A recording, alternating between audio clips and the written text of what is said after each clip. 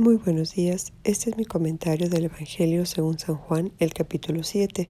Jesús quiso alejarse de Judea, porque los líderes judíos estaban tramando su muerte.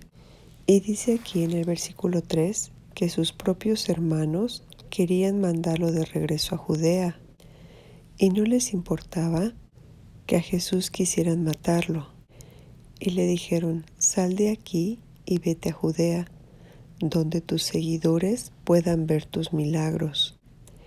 Y en forma de orden le dicen, no puedes hacerte famoso si te escondes así.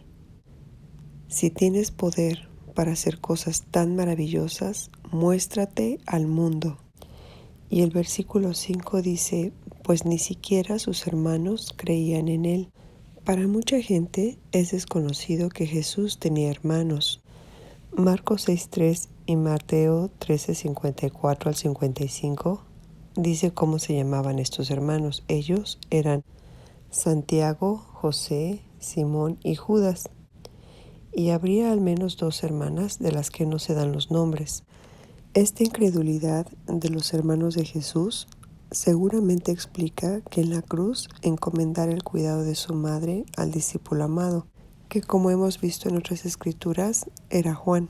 Y lo que yo pienso acerca de esta escritura es que lo ideal en una familia es que todos nos lleváramos bien y nos apoyáramos mutuamente. Pero lo que aquí muestran las palabras de sus hermanos es envidia y odio, porque saben que Jesús corría peligro en Judea.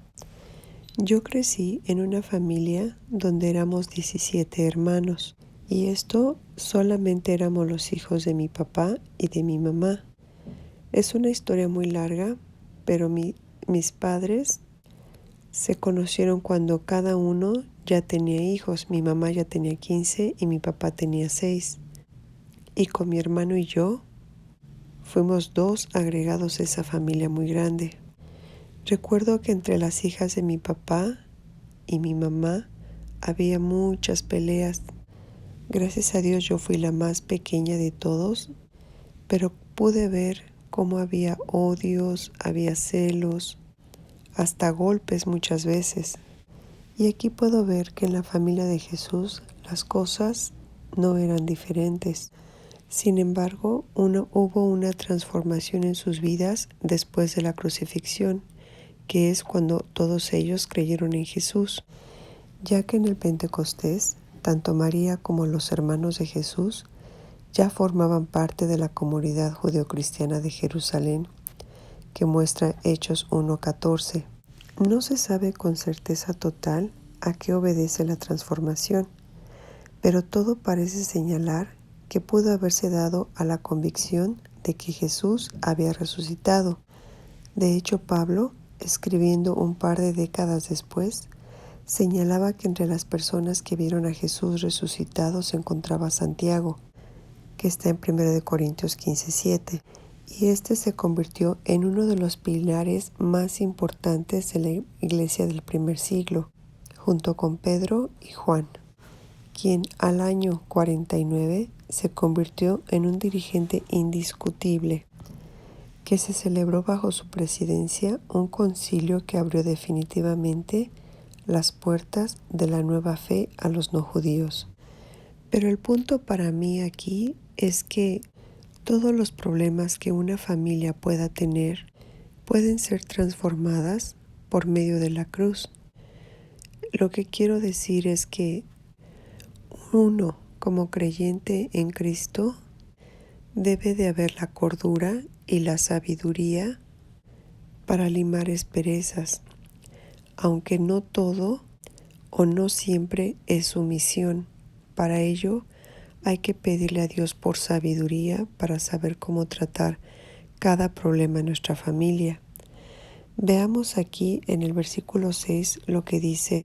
Jesús les responde, este no es el mejor momento para que yo vaya, pero ustedes pueden ir cuando quieran. El mundo no puede odiarlos a ustedes, pero a mí sí me odia, porque yo lo acuso de hacer lo malo. Vayan ustedes, no iré al festival, porque todavía no ha llegado mi momento. La respuesta de Jesús fue muy sabia porque Jesús no se está sometiendo a lo que sus hermanos le dicen. Tampoco pelea ni discute con ellos, pero les dice, ustedes pueden ir cuando quieran. Él sabe que sus hermanos no corren peligro porque están mezclados con el mundo que odia a Jesús porque Él lo acusa de hacer lo malo.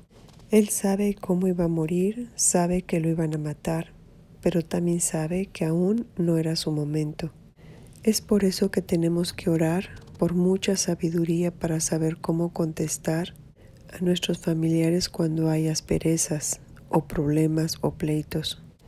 Más adelante en el versículo 10 dice que Jesús decidió ir al festival, pero lo hizo en secreto, fuera de la vista del público. Y esto me hace pensar que a Jesús le gustaban los festivales, le gustaba ir a bodas, le gustaban las celebraciones. Pero él seguía trabajando porque dice que a la mitad del festival subió al templo y comenzó a enseñar.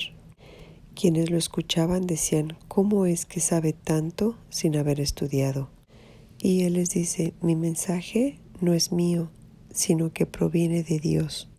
Jesús los confronta y les dice que ninguno de ellos cumple con la ley de Moisés y que de hecho tratan de matarlo por sanar y hacer milagros aún en el día de descanso. Y llama a que miremos más allá de la superficie para poder juzgar correctamente, ya que ellos circuncidaban a sus hijos aún en el día de descanso. Y esta parte me quebranta mucho porque yo he juzgado las cosas superficialmente también. Cuando alguien hace algo o me dice algo que me hiere, y en lugar de ir a aclarar las cosas con esa persona, me quedo lamiéndome las heridas. Y a veces por muchos años. Y esto que aquí leo es que Jesús quiere que juzguemos correctamente.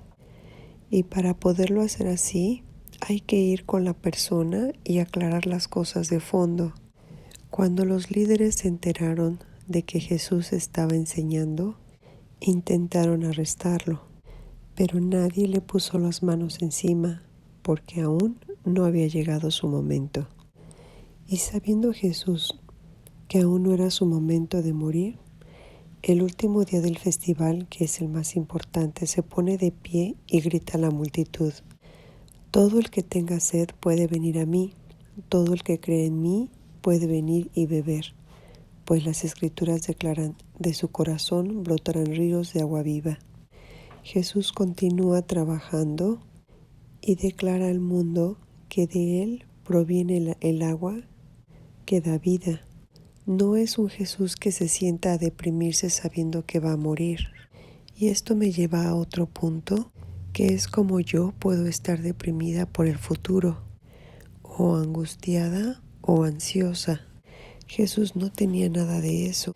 Y esta es una enseñanza muy grande para mí porque pienso que yo debo de continuar mi vida trabajando, haciendo lo que me gusta, ir a festivales, ir a bodas si me invitan, a fiestas de cumpleaños, también a compartir con lo que sé con otras personas, disfrutar de mis amigas, de mi familia, porque solo Dios sabe en qué momento me voy a ir. Y tal vez, ¿por qué no?, dejar mi sello en la vida de las personas. En el versículo 45, cuando los guardias del templo regresaron sin haber arrestado a Jesús, los principales sacerdotes y los fariseos le preguntaron, ¿por qué no lo trajeron? Ellos responden, jamás hemos oído a nadie hablar como él. Incluso Nicodemo, el líder que había ido a ver a Jesús, les dice, ¿es legal condenar a un hombre antes de darle la oportunidad de defenderse?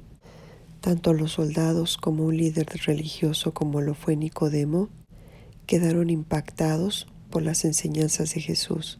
Pues en este capítulo se ve tanto el carácter de Jesús, su sabiduría para tratar los problemas con sus propios hermanos, el hecho de que le gusta ir a las celebraciones, de que aún no deja de trabajar, que aprovecha cualquier oportunidad para enseñar a la gente, tiene el valor de decir quién es él y dejar un sello en la vida de la gente. Pues este es mi comentario. Muchas gracias y que tengan un bonito día.